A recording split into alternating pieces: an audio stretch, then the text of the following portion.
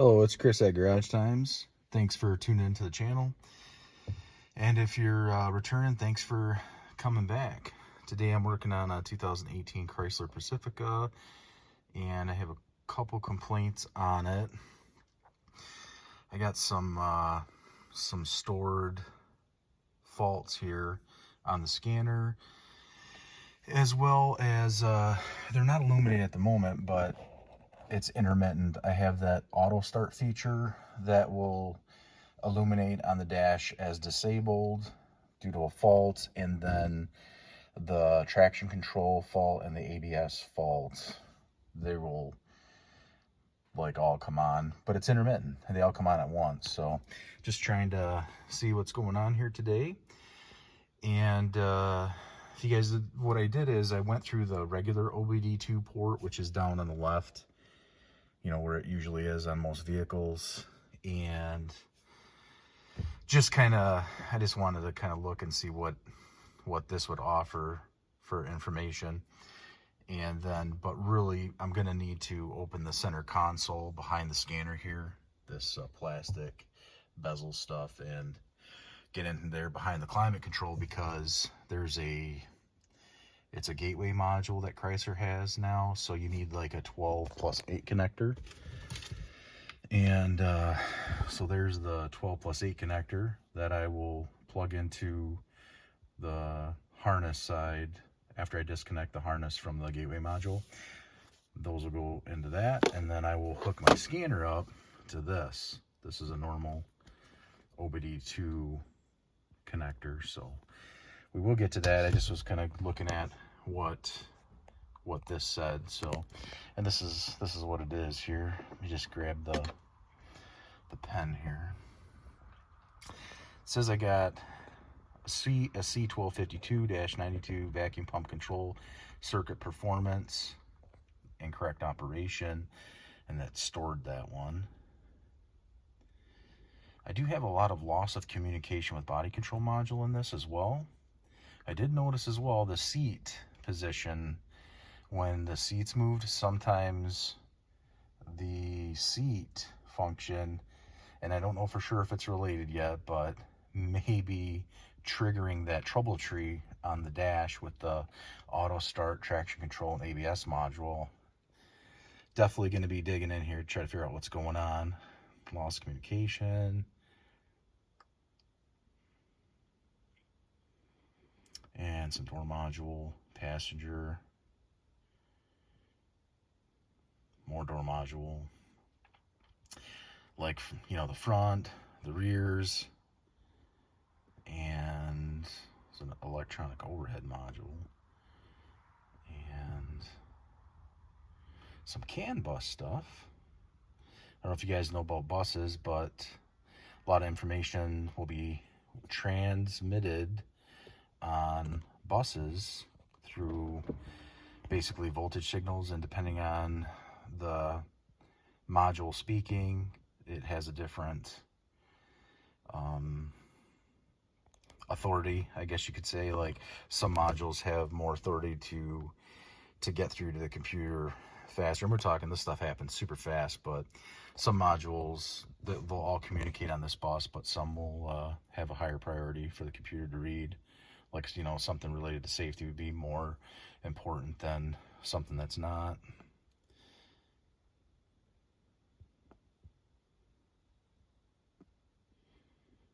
A lot of low battery voltages.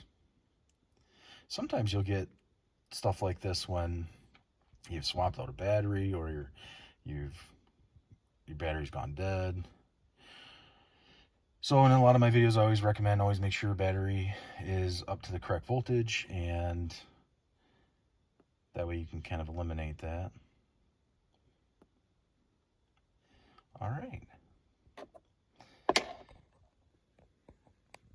So what I did is I did just want to rule out any type of ABS nonsense, you know, the wheel speed sensors. So what I did is I set up my scan tool to like a custom setting, and instead of like a list view of the PIDs, I did like a graph view, and I actually just deselected all the PIDs and just selected these ones, so I'd have like the 4 wheel speed sensors, in mile per hour, and then like the impulses that they give out. And in this case, I took it for a ride and I paused it just so you guys could see the graphing, and your wheel speed sensors there in mile per hour are all, you know, they all look the same. And then your impulses, you know, I don't see anything that looks out of the ordinary. Just trying to eliminate that as a possibility because of that trouble tree of ABS, the auto start feature, and the emergency brake, and the traction control, if I didn't mention that, brake earlier as well. So those look good, ruling that out. So now I'm going to try to open up this center console climate control here, and I just got to get around here with these plastic pry tools. Just be careful and kind of work them together to pop her free. In my case, I just kept working this left side. It seems to have popped loose here. In all honesty, it's actually quite crazy that they make you go through all that. The whole time I was doing it, I'm like, man, I sure hope I don't bust that plastic. It didn't, so we're good to go. And that is it right there. That's the gateway module, and there's two connectors that come out of the bottom. I'm going to disconnect them now. So there it is. It's out, and it takes basically 3 screws. So screwdriver or a socket. I just backed it out far enough so that I didn't drop the screws that were in there, because if they do, they'll fall down inside there. I just back on enough to where I can grab onto it with my hand, and then I'm good to go. So there's that 12-8 connector. It's already disconnected. So I rescanned it, and I got a couple additional codes on here, like this electronic vacuum pump performance. So let's try to get the pen here. And there's just a couple other ones that were on here. I'll just scroll for you. Electrical loss communications, low voltage, below threshold, more loss of communications with modules, ECU over temperatures new, and that sensor for the blind spot, CAN bus. Yeah, so what I'm going to do, so now that I'm in here, it will actually let me clear these. So I'm going to clear them and then see what comes back. It's going to probably take a little bit to troubleshoot this out. I also have a Haynes manual. It's for 2008 through 2018. Dodge Grand Caravans and Chrysler Town & Countries. I'm going to see if, I'm going to see, I have to probably get one that's for a Pacifica, but so we'll see what happens. See if the wiring's similar. But I'm going to try to look for wiring that is, you know, it's obviously you have your ABS, your traction control, your parking brake, and that auto start function being disabled. All of them are tied together, so I'm going to try to look for, you know, wiring that is, you know, common for those different operating systems or modules, and see where they go in the vehicle, especially with all those door module problems. So the first thing I did was clear all the codes, see what comes back, and I highly recommend you do that if you have loss of communication, battery below threshold. You know, all those codes are probably related to low voltage in the system. So also make sure your battery's up to snuff, make sure it's fully charged. See what comes back.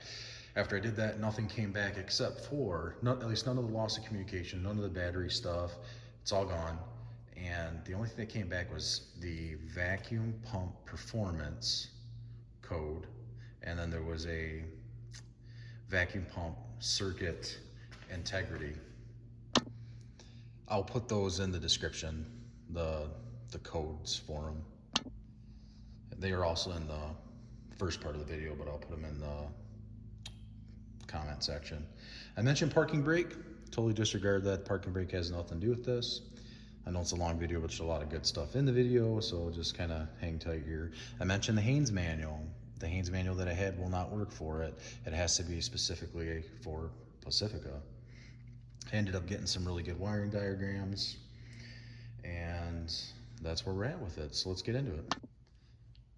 Since I had a vacuum pump, circuit performance, and vacuum pump code, I ended up going to this wire diagram and tracing it down, and it looks like out of the power distribution center, some people call them a tip-ohm, like Chrysler and Dodge used to call them that, but it's basically your fuse box there on the right.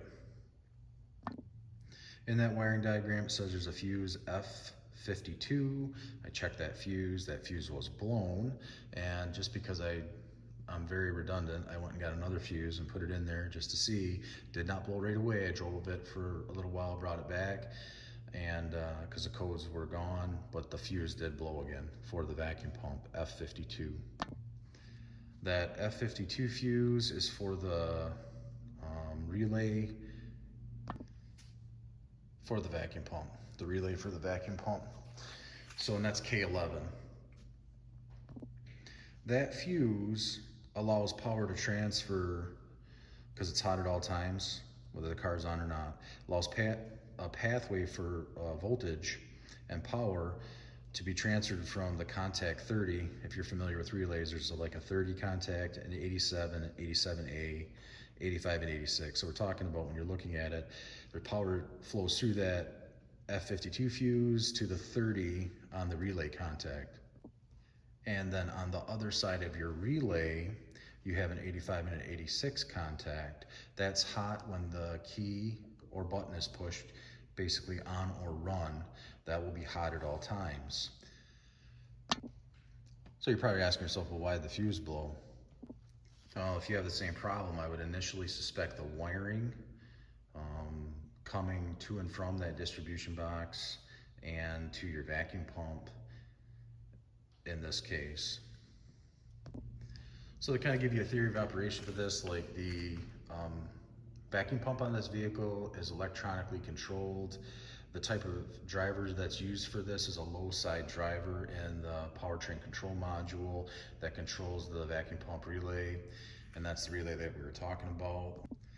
Basically, the PCM uses that low side driver and grounds the battery voltage, so that basically, like, it's an on and off switch. These drivers can be used for basically steady on, or they can be pulse width modulated, electronically modulated and controlled. So what I like to do is, typically I'll probe around and I'll use my electronic, it's a safety test light. It's only draws like 20 milliamps. It's super low draw, safe for electrical circuits. But in this case, we're talking pretty much battery voltage. You should have battery voltage present at these contact points on the relay and on the fuse. So while probing around that vacuum pump relay, I had, with the key on, not running, I had power at 85 and 86. And how I determined that I had power was, I took my test light and I also used my voltmeter, and I connected my voltmeter and test light, either one, to the negative side of the battery cable. And then I probed the 85 and 86 contact, which both showed power. So you're thinking, man, then does that mean that the powertrain control module is actually, turning that vacuum pump on right now since I have power there? No, because the powertrain control module, even though there's power at those 2 points, 85 and 86, the power line, because basically you have power available, voltage potential, but that power that's there is not being grounded in the powertrain control module, or through that low side driver, is what I should be saying.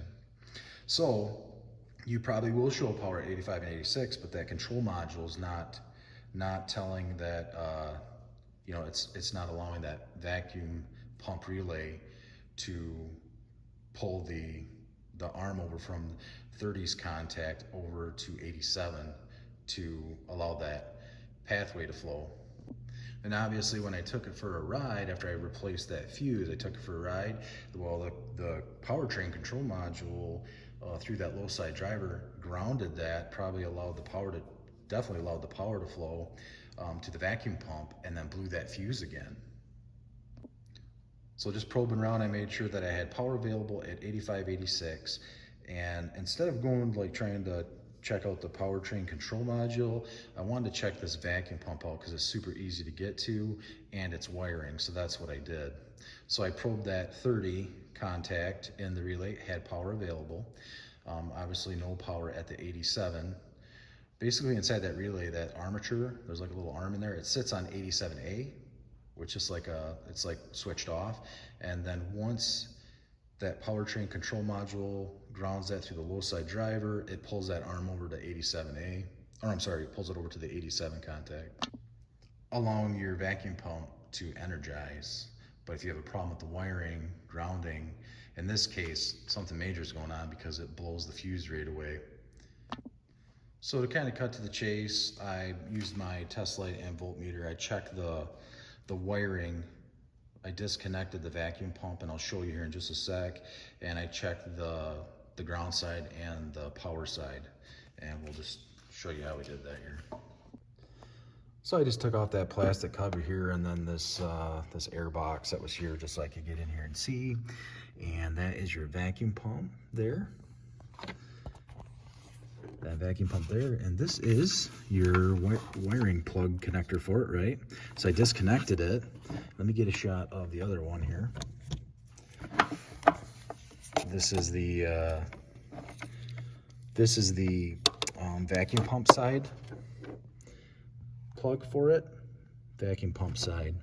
So I disconnected that, and that vacuum pump side, I ended up taking that, there was some sheathing on there and a little plastic connector, and I just took it off just to inspect the wire, making sure they weren't like shorted together, which they are not. There's no evidence of anything external that I can see that shows that this is shorted out, other than doing a voltage test with it and applying like 12 volts to it later on. So let's talk about what I did here for the wiring, because you want to definitely square away your wiring. So on this plug here, there's a black wire. I'm gonna try to get down. There's a black wire, and then there's a green. The black is the ground, and if I can get it here, it's kind of hard to see. Oh geez, it's kind of hard to see there. Well, take my word for it, that wire closest to us is green and violet, and that is your power side. So your battery positive is going to be on that green and violet, and your black wire is going to be your ground. So in order to test the power side on this, because I'm connected with my test light or voltmeter, whichever you prefer, to the negative side of the battery, I'm going to have to jump the vacuum pump control, this relay here.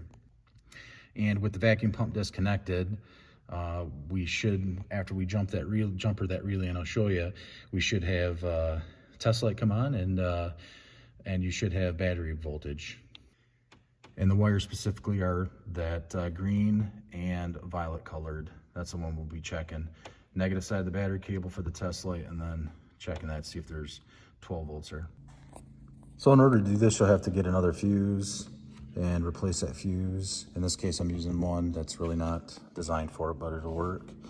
And you take your relay out, and then you just jumper 30 and 87, which 30 is this one on the right, and 87 is the one in the back corner. You'll want to use a jumper wire for that, and that'll allow power to flow down to that green and violet wire for your vacuum pump. So you can make sure once you jumper that and you go down there and you check for power, if you have power there, well then you know that wiring is good. So I jumpered that relay contacts, jumpered that 30 and 87. And then I'll take my test light over here.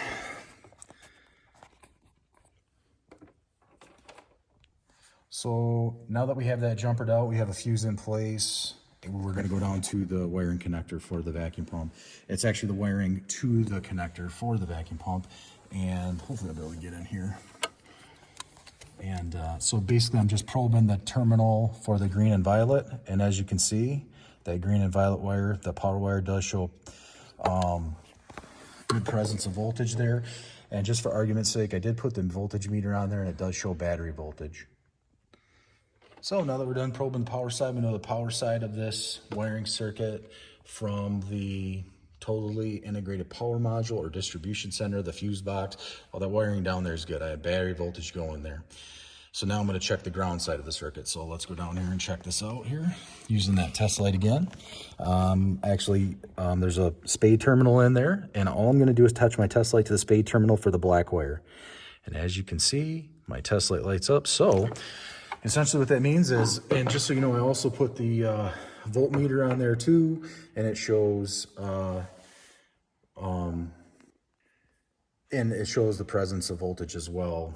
I just reversed my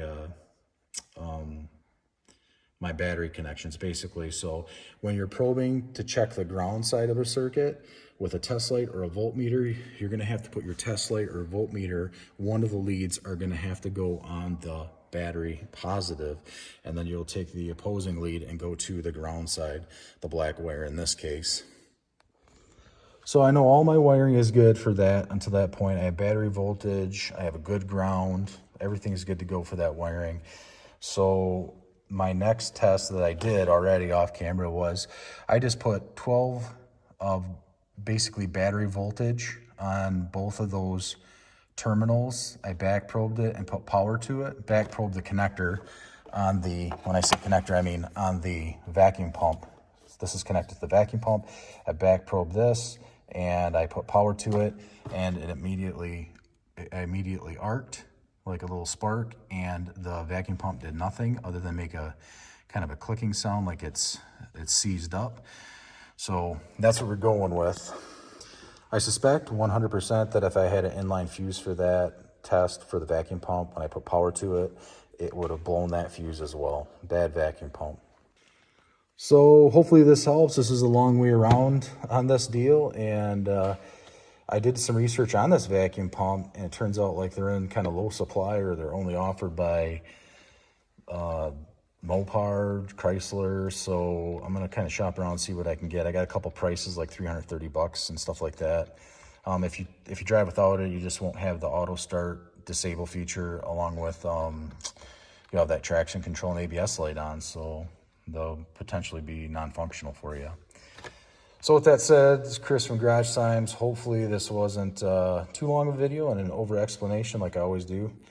You guys have a good one, and I'll see you in the next one.